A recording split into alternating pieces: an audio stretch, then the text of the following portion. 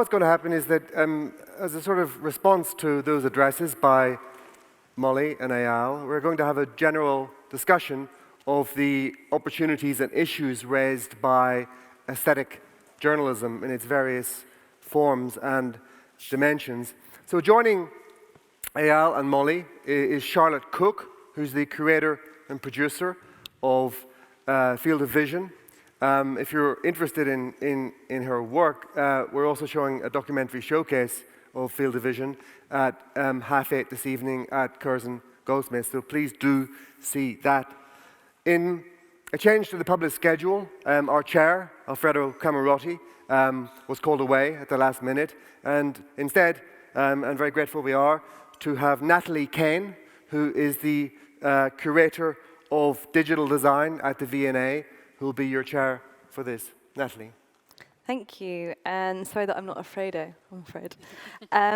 So it's been really interesting hearing two very interesting approaches from Eyal and Molly around the choices that you make, particularly around being able to see where others may not see. I wanted to open up a little bit actually what the role is of both of your work and your work, Charlotte, as well. It's very public-facing and very public-engaging in many ways. So what do you think that an exhibition or a cultural forum does that a newspaper or a traditional news source doesn't? Like what do you bring? What difference brings to it? Or well, I actually don't show in museums. I mostly do my work in more traditional news sources. But I think what a cultural institution can do, or any place that has a space like that, is they can create a fully immersive thing that allows people to enter into the scene. I mean, I think that's some of what what forensic architecture does. It allows people to experience your work more than they could have if they're just flipping through it on a browser. Mm. Mm-hmm. Want me to jump in? Yeah. When we first started, everything we did was online, and it was something we were actively making that choice of how can we bring an artistic viewpoint of the world online, but also how can we walk into the journalistic space and maybe show things in a different way. And it was a huge learning experience for us. We'd never really, as a team, worked online before, and everybody gives you, this is how you do it, this is how you do it, and no one's really figured it out. And the thing that was most eye-opening for us is just the international scope of it. People take hold of the content, they recontextualize it for themselves, they resubtitle it, and seeing us be able to just put a 10-minute video out and it suddenly go around the world and different people have different discussions. I mean, that was game-changing for us, and it made us approach things slightly differently. And then we also respond very much to the artists that we work with and what they want, and they really want to work in cultural institutions and they want to show an installation. And so we actually think for every film of the different ways we can show it. Would this work as an installation as well as online? And that's a really interesting way to approach the work. Yeah, so what do you think they're different, just to continue on that thought, what do you think there is that, what does that relationship look like between understanding something for many, many people that may not be as defined to maybe a more specific cultural audience? I mean, I think it was, for us, it was looking what was out there and saying, like, is there a gap in here where an artistic voice can really, like, stand out? And for us, a lot of, people always say to you, the videos should be able to be watched without sound. Well, working with filmmakers and artists, they don't necessarily want that. So we said, we're not going to do these kind of square videos that work on Instagram that have text all over them so you don't have to turn the sound on. We were like, maybe we can ask more of the audience. But in that same token, when you're looking at installations, you have to consider that maybe people will watch it for a minute, or they may not watch it with sound, or whoever installs the film may install it slightly differently. So visuals are very, very important so that it can transcend different mediums. Yeah. In forensic architecture, we use exhibition both tactically and conceptually. So tactically is sometimes we are simply unable to get our research to the kind of the juridical forum, let's say, in which they need to act. Such was the case when we were involved in producing evidence for an involvement of a German secret service in racial motivated killing of the NSU in Germany. The NSU trial of those Nazi terrorists that killed Germans from migrant background, really did not want to engage with the issue of state complicity in it, or to raise even the question of what the secret services knew, who they operated as informers, what kind of ideology many of the members are. And when that could not enter into court, we put this work on display in Documenta, which is a very large kind of, what's that, every 4 years exhibition. In Germany, it was seen by hundreds of thousands of people, and the pressure grew because it was exhibited in the gallery.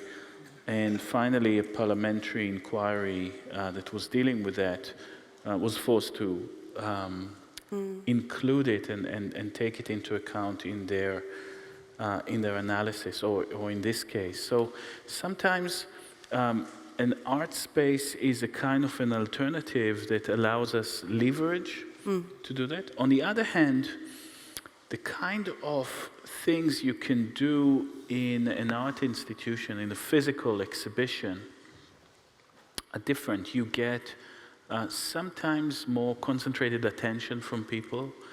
You can show things with more detail. You can assemble in it. You can turn the gallery into a kind of a discussion forum about things. And increasingly for us, showing in art and cultural institutions is a kind of a moment also to reflect, sometimes critically, upon our own work, and to pause a little bit from our kind of very sort of straightforward assembly of facts and narrative to look at, to investigate the media, the method, the theory that goes with it, the political context of things. It somehow offers a different temporality of engagement. And just pick up that point about your own ability to be able to assess the way that you approach it individually as kind of a group, as an artist. There's that interesting, Crabapple writes a lot about with journalists trying to claim a sense of objectivity over information, and the investigative journalist tends to move towards acknowledging their place within the narrative, and artists also kind of have to acknowledge that, the fact that whatever truth you prove, something like kind of the interrogation of the multiple mechanisms of information making. I think that's what Crabapple writes about. You have to constantly be aware of who you are, and particularly when you're using words like trying to reveal truth or trying to correct or rectify the missing information.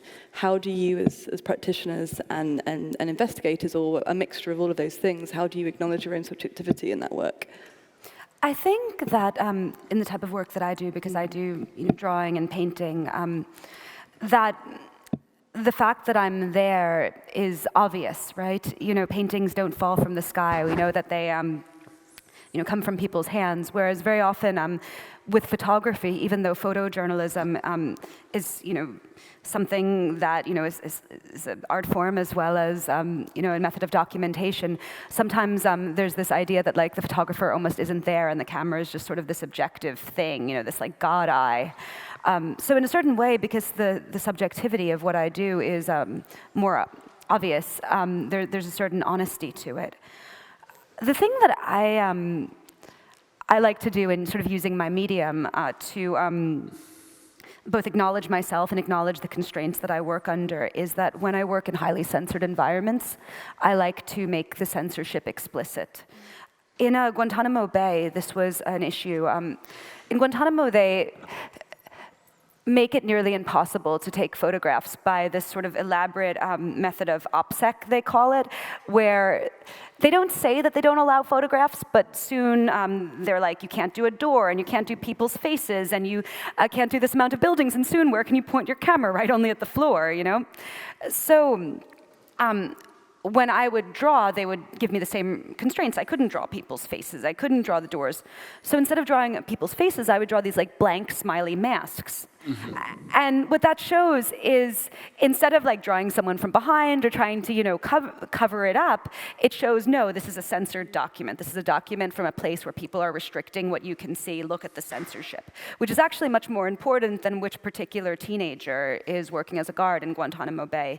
The regime of censorship is really what I wanted to capture. Yeah.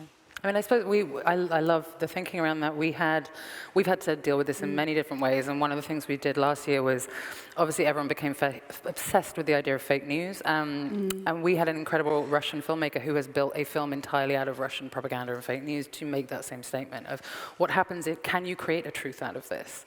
Can you create a different perspective that isn't just trying to get to the truth, but actually really examines the false? And that was a project that was, it's part of what we're showing tonight, that was really fun to work on, of constructing a other narrative out of the falsehoods that we're being told. So I think there is something you can play into with censorship and restriction, and yeah. Mm-hmm. No, I like very much what you said about the fact that when information is withdrawn, that is information in its own right. I mean, we need to understand what we're not allowed to see, and so artistic representation can actually enter, kind of give shape to that which is obscured, perhaps, to understand the sort of the contours of what is the threshold between the visible and invisible things. I think that often also in the work, actually Natalie and I have, in forensic architecture and V&A, so both of us have worked together on a project recently that was in another exhibition in the London Design Biennale. It was in fact not showing at all neither the V&A work nor forensic architecture work, but the work that we have trained a group of Yazidi activists from the organization Yazda to document and collect evidence for a potential genocide case that they wanted to bring in the ICC. And somehow that work would not have happened without the kind of production that, you know, cultural and art institution could have brought into it. So I think that it's important to somehow understand that we can create a new kind of like diagram of relation between art and cultural institution, courts, investigative journalists, and somehow that in the collaboration between them, a kind of a project could be produced in the world. I think it's very interesting because somehow traditionally, you know, art and law were kind of almost antagonistic to each other. No, I mean, you cannot think of two sort of you know, conceptual framework that have more different conceptions of art, of truth, for example, no, of representation. They meet only with the courtroom illustrator. Yeah. Courtroom, yeah, kind of like sort of kills out everything that is not operative in a particular demonstration, no? And art seems sometimes to want to do the opposite. But I think we need to try and find different ways in which we can align those very disparate, different organizations. And when it works, it's terrific. Yeah, it's interesting that conversation around operation and use, and particularly how art can operate within the law and how the law can operate within art. And it's interesting kind of looking at the conversation around artists who, I don't know, or actually the conversation that in forensic architecture got a lot is like, why are you in the Turner Prize, that kind of thing. And I feel that's such a question that we should use as a departure point. It should never be a point really to properly debate. It's the aesthetic methods and techniques that come through all of your work in that way. There's an acknowledgement of the tensions of journalism, the tensions of law. It's not that you're trying to solve or prove to prove an objectivity. It's very much like, here is another alternative language or another alternative method. And I wanted kind of to speak a bit more about that idea of where actually the alternatives and the limit of alternatives, and the limit. What's the limit that you encounter in your own work in trying to provide another way of seeing or another way of looking or a new language of looking at things? I mean, and this isn't a statement about all art and journalism, but specifically about the type that I do. No one is ever going to use a drawing before the International Criminal Court. Yet. the work that I do, the sort of accountability that it can provide is very different from the sort of accountability that your work can provide, for instance. My work cannot be used as proof in a court of law, but it perhaps can get some bastard to be remembered as the bastard he is, which was always the traditional accountability provided by art and poetry and music. But I think that the limit that I come up against, because I do this work that is with ink and with paint, and even my writing is much more in the tradition of sort of literary nonfiction, is that it can't bring people to justice in the same way that the sort of work the sort of work that you do can. Mm-hmm. I find that working with artists and sometimes with curators is allowing us to develop a very necessary image literacy. So when so much of the evidence around is image-based, the art of looking, of observing, is not straightforward often, because sometimes you're looking for hinges between one video and the other in order to sync them up, or in order to understand where this photograph or image was taken. You need to notice minute things. And I find that working with image practitioners in our team, bringing a kind of attention, care, sensibility to color, shape, to the way in which an image is formed and flattens a kind of a space onto a surface, is extremely useful.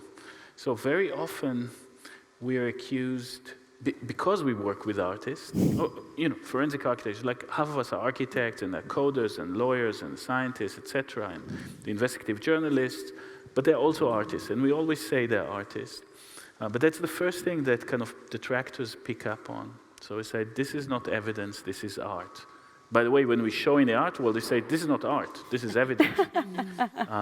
But in a sense, we must insist that there is a certain expertise or a certain literacy, certain essential sensibility that image practitioners, that aesthetic practitioners can bring into an investigative task.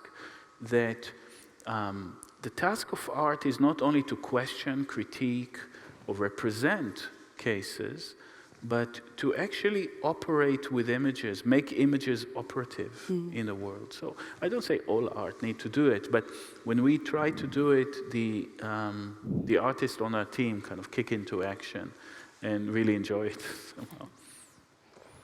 I mean, I suppose for us, it's just utilizing the language that we have, which is through film and moving image and what that can do. And, whether that is subverting the kind of narratives people understand to create this different perspective, or whether it's using them in a way to gain an audience in a different way. And I think that's the kind of filmmaker we're really looking for, who is going to really use structure, language, narrative in a way that perhaps is something. I mean, we're trying to tell news stories in a different way just to keep the momentum, because we all get so exhausted by them, of how to use those tools within cinematic language to really approach it in a different way, and maybe to say something different, maybe catch someone's attention in a different way. I mean, there is excuse me, image fatigue problem, Yeah. where it's like when people are so used to having not just one way of looking, but many different things at one time, which they have to make sense of. And I guess as you as practitioners, you kind of ask a thing of the audience, and you ask to take them on a journey, and there's very specific, as you said, languages that you have to use. But I guess what I find interesting about anyone who puts forward anything, who offers up anything, is what you expect to get back, and what sort of things, what questions you want people to leave with, beyond the one, kind of by looking at the thing itself. It's not like you finding all the answers. I don't think any of your work in particular is presenting a truth or a particular, here is the only thing that you can come away from this from. But what do you ask of or expect or hope for the audience to leave with? Or what sort of questions do you try and almost queue up or enable by using those languages? I mean, I think it really varies. So, for example, I think Steve Mang's in the room. He made this film called Crime and Punishment, which is this is a film to actively try and change a situation within the NYPD. I mean, that is the intention of the film, is to raise awareness and hopefully make that change, because it's a terrible situation. We have other films that their target is really to an online wide audience, or to, you know, we don't think of ourselves as anyone who considers impact, or it's really about the film and the story. So they have different motives. I mean, Laura Poitras, my colleague, I mean, she really likes going, you know, like a fight. I mean, her films are combative, I think she would say, in that she really wants to get people, you know, piss people in power off. I mean, that is something that she actively does with her career, which I admire massively, but there's also the other flip side of trying to change a narrative. I mean, we made one film called Hale County this morning, sorry, I'm so jet-lagged, this evening, which is really to change the representation of African Americans through an African American lens in the South. I mean, that was the intention, is just to create something that hadn't been seen before, in a lens that hadn't been seen before. So every film is completely different in its intention. Of course, yeah. Yeah. I don't know if that answers. No, it's an interesting one, because obviously you don't know what it's kind of a trick question in some points, where it's like, you don't know what the audience is going to leave with. You have no idea what part they're going to focus on, or what's going to be the important part. And the artistic intent, that's the idea of when you create an artistic work, there is a level of artistic intent, while with journalism, there's the idea of there being, I don't know, with more traditional journalism perhaps, this objective intent to just present the facts. And they do butt against each other when you start to lend or borrow from each argument, because you kind of go, oh, we're going to try and present the facts as we've read them and we've researched this point. Like, there's only so far that you can step into that and go into that. And there's a risk and an accountability in some ways. And there's something about the responsibility. Do you think that there is that same problem with accountability and responsibility between artists and journalists? Like, there's a different intent and different mode of speaking there. But there's still, I would still argue that there is still a responsibility of the artist in some constraints or some respects. I mean, I think that you have a responsibility as an artist, first of all, to fight cliche, and second of all, to present things justly. For instance, an artist that goes to Yemen and portrays everyone as a terrorist is no better than a journalist that goes to Yemen and portrays everyone like a terrorist. They're both doing a grave miscarriage of justice that's further, you know, sort of stomping down on extremely marginalized people. In terms of my own responsibility and what I want to get, what I want viewers to get. So when I was a little girl, my father, he told me, question authority and be interesting. Those are the only rules. And I suppose that I take this, and I use it as a guideline for my readers. I hope that after they read and see one of my pieces, they question authority and they realize that the world is a far more interesting and complicated place than perhaps they thought before. I think that unlike the kind of, you know, the clear mission that one has, let's say in a courtroom, in an art space, you know, you have all sort of people coming in, and you operate on multiple layers. So there's those people who are interested, let's say, you know, if we show this work in Israel, Palestine, and some people who are interested in techniques of empowering practitioners, image practitioners, filmmakers, to become investigators.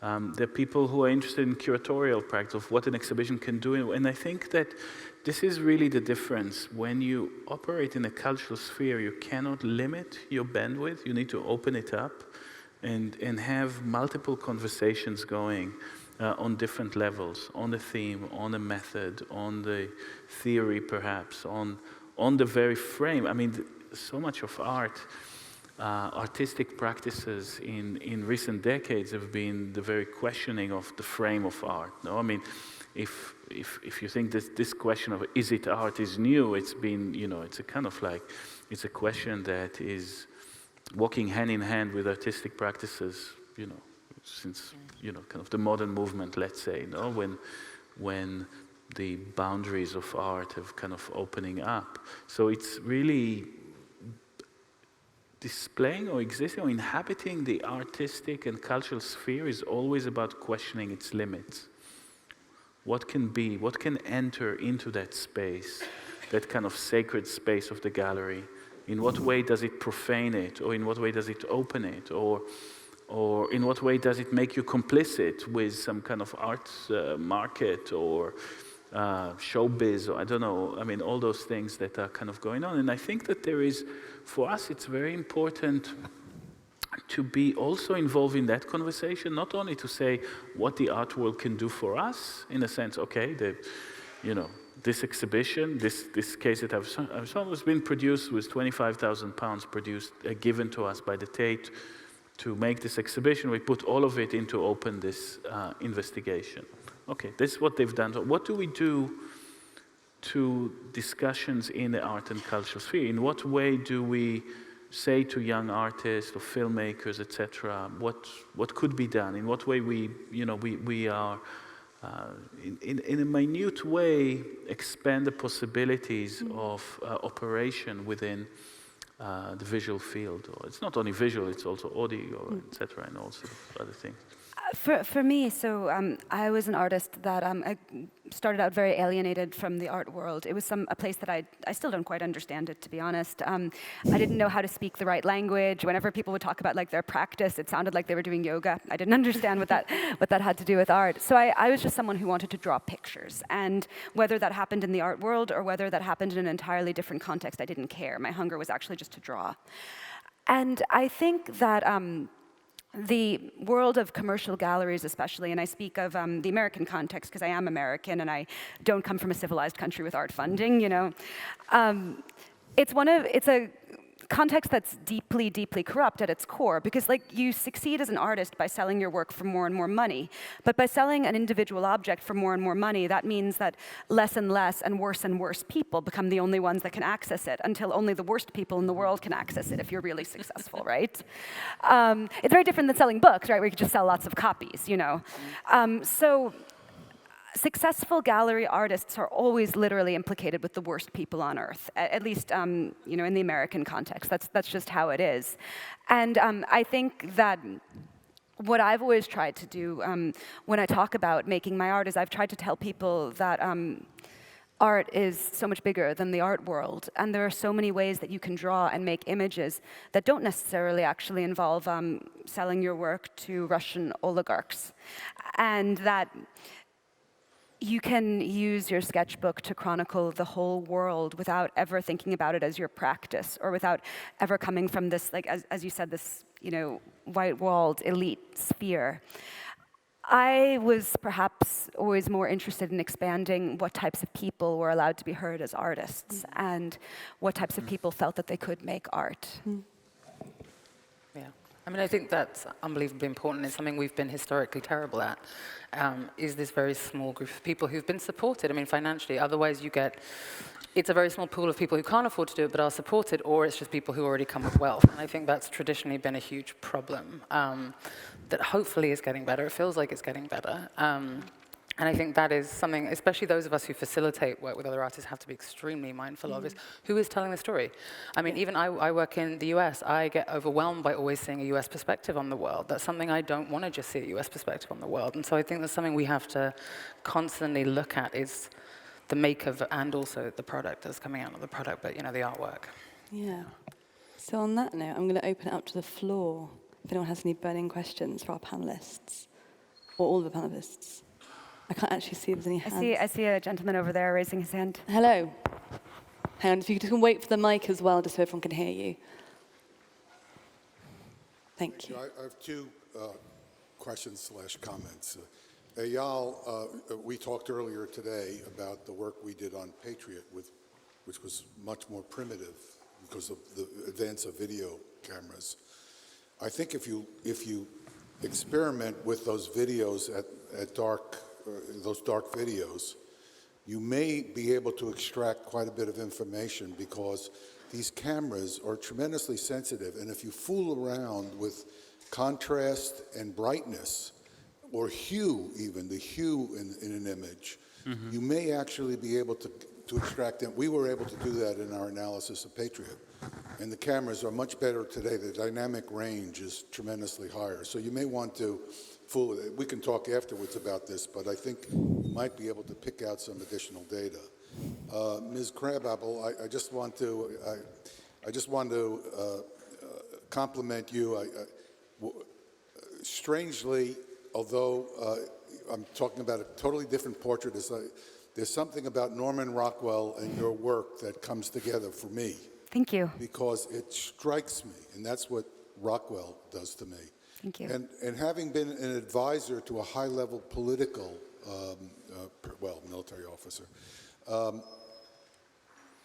I think you're selling yourself short, because when if in an advisory role, which I've been, I think of creating a cartoon for the individual, because you can't give them all the information. It's just too much.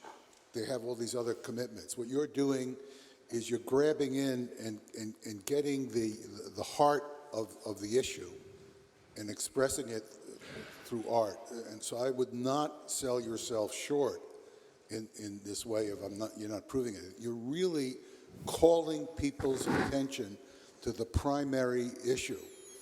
And then, once you have their attention, other things can fill in the dots.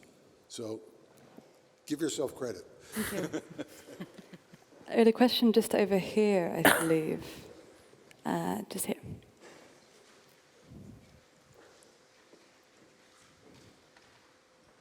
This isn't a question for anyone in particular, but for all of you in a way. Because you're talking about aesthetic journalism, and we've probably been talking about traditional journalism for most of the day, I wondered if there's a sizable audience that's common to both aesthetic journalism and traditional journalism, and if there is there a kind of common language that can kind of mediate between those two very different practices and that audience? I work mostly for outlets like the New York Review of Books or the New York Times. I got my start at Vice, so I was working for news outlets, and the common language for me was the language of fact-checking. It was the language of having someone look over my text, because I also write, but also look over the images and saying, is this accurate? And a lot of what Marwan was doing with me when we did Brothers of the Gun together was he was fact-checking. He was saying, no, they would not be having a roaring fire. It's June. What are you doing? No, that's not the sort of thing that a Yazidi woman would wear. No, this isn't right. This is rather you sort of regurgitating up some, Western cliche that you saw. And to me, the discipline of fact-checking is perhaps one of the most beautiful things in the world. It's almost epistemological, right? It makes you question why you know things, and it makes you look at your own biases and dissect them and think, why did I believe that thing that was wrong? And so perhaps the fact-checking is what connects both of these fields. Yeah, I would really agree with that. We fact-check all of the films we do, and it's something I hadn't really, in terms of films, hadn't worked in that way before, and it's unbelievable. And also we research, everything goes through a research team. We share teams with The Intercept, we're in the same office. And having filmmakers have access to journalistic researchers has been unbelievable in the way that, filmmakers are building an image, they're building a world, and then they don't often have that scope of research available to them. So being able to bring a research team in has been it's just taken films in different directions we never thought we would go. I think that they're different. The term aesthetics is so wide and includes so many different practices. They should have called us the weirdo panel. The what? The weirdo panel. The weirdo panel, yeah, and including weirdos, obviously, like us. But initially, I think on a very fundamental level, aesthetics is about perception. This is the meaning of aesthetics. It's the opposite of anesthetic. It is to perceive, whether for your senses or otherwise, the world around you. And I think that as I don't own to the term aesthetic journalism. That's the panel that brings us together. But if we are to make something out of it, is to say we interrogate the world through the way it is manifested in images, perhaps, no? Kind of the deep interrogation of images and what is in them. In your question, or comment rather, it is true that there is so much more in a video than what catches the eye when you first watch it. You need to slow it down, sometimes you need to speed it up, you need to zoom into it, and you need to perhaps spatialize it, put it into a model, then you start understanding the relationship of depth and actors. And, for us, right, all the videos that we had were just in the middle of the night, was just moving lights. We had to locate all these moving lights within this model in order to kind of in order to understand them. So there is a certain unconscious in every photograph and image, no? Benjamin speaks about the photographic unconscious, obviously, but that's not the issue here. That there is things there that are somehow repressed and need to be somehow harvested and put into the surface. And this is before you start composing relation between images. So our task, or the investigative aesthetics, if you like, is perhaps a different one than a documentary. No? As a documentarist, you go and shoot things and tell a story. We don't almost not shoot our own footage. We just look and we build various prostheses, whether they are machine vision, whether they are models, in order to see. We build optics to see the images and to combine the images that are there. And I think that is what perhaps a journalist or traditional journalist would do to political statements, to accounts, to interviews, to whatever is the sources of journalistic research, which I know, I don't want to banalize it, is very varied and complex. We do it to images. We kind of inhabit the physical and visual world with an interrogative, investigative aesthetics. What you're saying about the unconscious of the photo, it's something that really rings true to me. A lot of times when I'm out in the field, I shoot my own photos that I use as reference generally, and I'm the world's worst photographer. No one is less talented than me.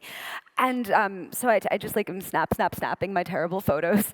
And then when I look at them later, I'm like, oh my God, there's this whole eloquence and world in them that I didn't see. Like, look at that guy hanging around the corner, and there's this cat here, and there's graffiti that I didn't notice. And there's like an impossible richness to the world that it's almost, you can't see it in the moment because everything is moving too fast around you. But when you look at all of these sources and all of these photos, once it's frozen, you look and you see these whole other stories. And it also brought to mind when Marwan took those original photos from Raqqa. Obviously, he wasn't hanging out, with his like nice camera, trying to like, get a great shot. You can't do that. This was an ISIS-occupied city. He was, kind of pretending that he was like watching a nasheed on his phone, or he was, eating a sandwich and sort of surreptitiously taking all of these pictures. And so the actual pictures don't. Like, it might be very, very far away, and his thumb might be kind of in it. And what I would do is I would kind of crop and reconstruct until I got something that was a powerful image. And that was all information that was in the pictures he took. But if you published the actual picture he took, it would be very, very far away and blurry, and his thumb would be in it. Yeah, and I'm always very interested as a curator about how you investigate what we understand conventions and forms in certain languages to be. And it's what's always quite troubled me when people say, oh, we should break out of the convention of the museum and break out of the kind of, to make a different language. But actually, I sometimes feel like things like museums or like journalistic standards can be an interesting point to depart from, because then you can really kind of explicitly interrogate those forms. I think that's where there's a commonality of that between seeing your work, that there's a public understanding of some, I'm probably quite broad to say that there's generally a public understanding of how investigations happen and how journalistic stories surface in some ways. And when you start to kind of bring the aesthetics or the way that we understand and perceive and know things and explicitly interrogate those and pull them apart, that's where I kind of see, for me, see where your work comes in. It's an added layer or emboldening of that investigation, or emboldening of what we understand those conventions to be. I think. Here at the front. To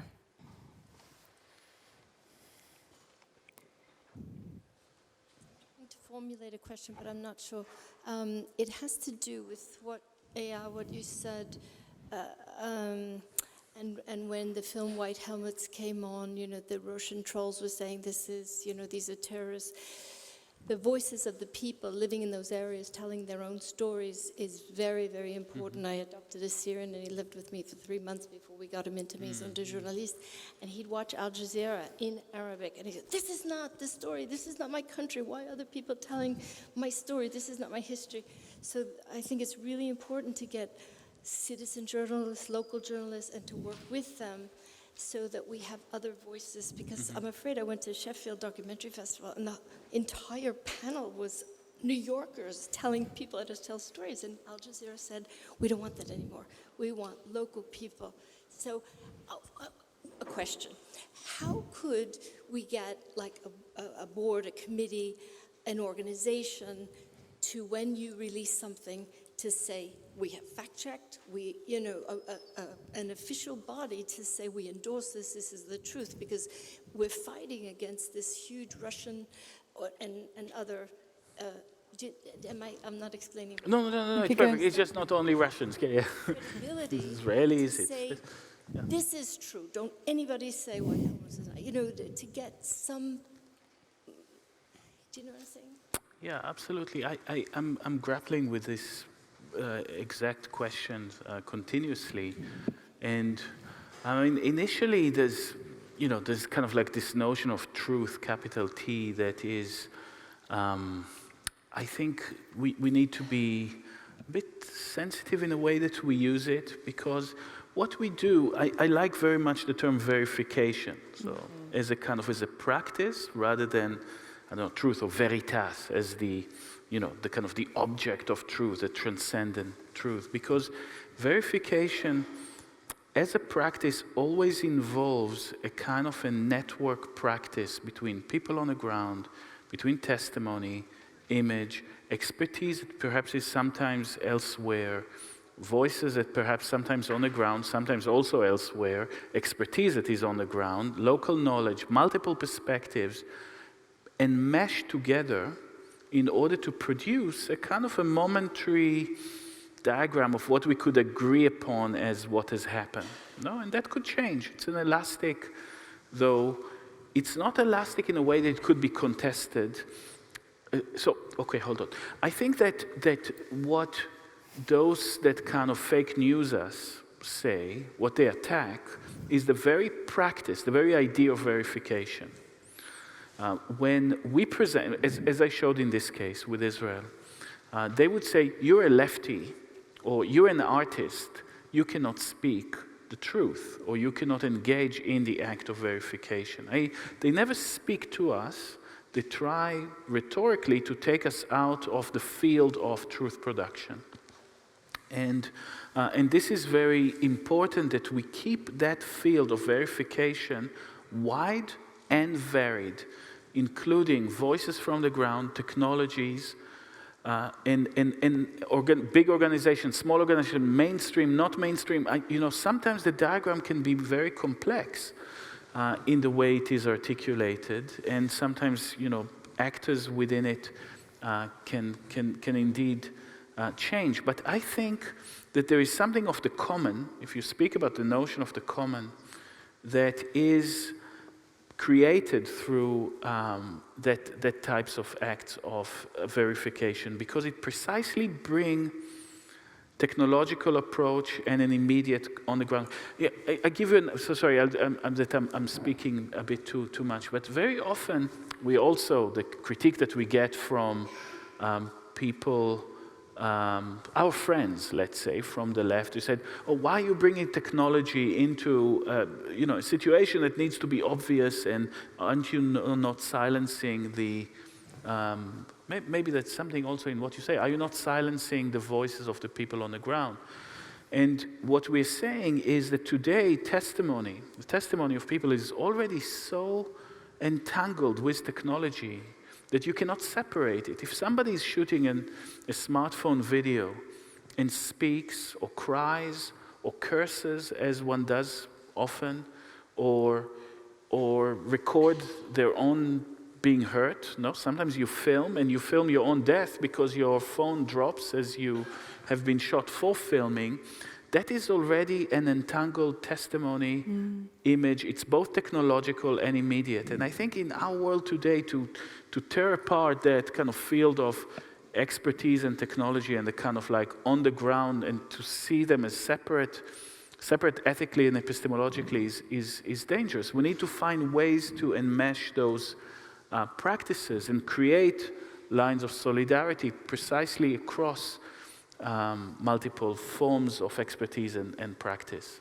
I don't know if that was very clear what I said, but what you said resonated with me as well, and I apologize if I'm misinterpreting what you're saying, but what I heard is that there are local journalists. They're creating work on the ground. Very often it's better than foreign journalists because they speak the language and know it better.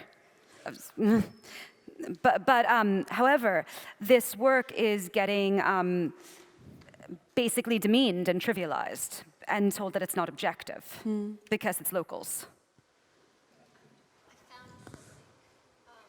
Oh, wait for them. Hang on, we can't hear you. 2 seconds. So this is what I want to say. Paula Bronstein brought her pictures of Rohingya, and Reuters, she can't afford it because it's very expensive to go there. So there is going to be a war crimes tribunal, just like for Syria. There's going to be another Nuremberg in 10 years' time. Inshallah. And so we need those people we need those pictures of what the local people have on the ground. And yet Exactly. people discredit them because they say, they're this, they're that, they don't know it. So it's bringing a new credibility to those people who Exactly. live with those genocides and then pass them over to journalists or filmmakers to embody them. So it's bringing credibility, authenticity, and verification to local Exactly. people who lived their wars. They lived their wars. They didn't fly in from Paris or London.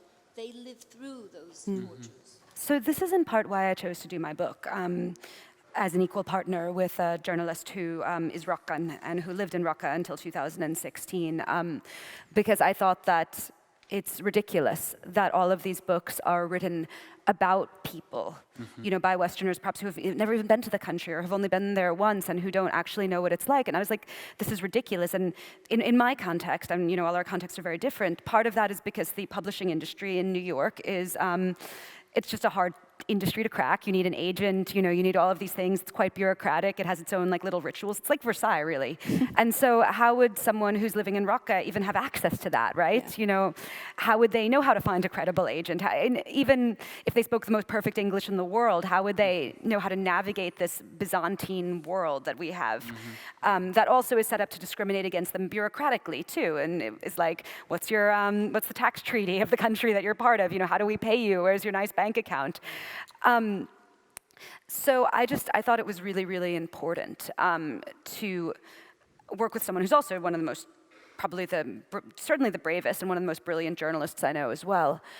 And there is an attack on local journalists, and it's not just the Russians, so the Russians are a major part of it. I see the Turkish government engaging in it, the Israeli government, the American government right now. In fact, when I was at the border covering the child separation crisis, I had tons and tons and tons of the beautiful followers of our beautiful orange president telling me that I was a liar who had done fake news, and that's why I had to draw stuff, because no child was ever separated from their parent, and no 14-year-old was ever forced to represent himself in front of the Department of Homeland Security.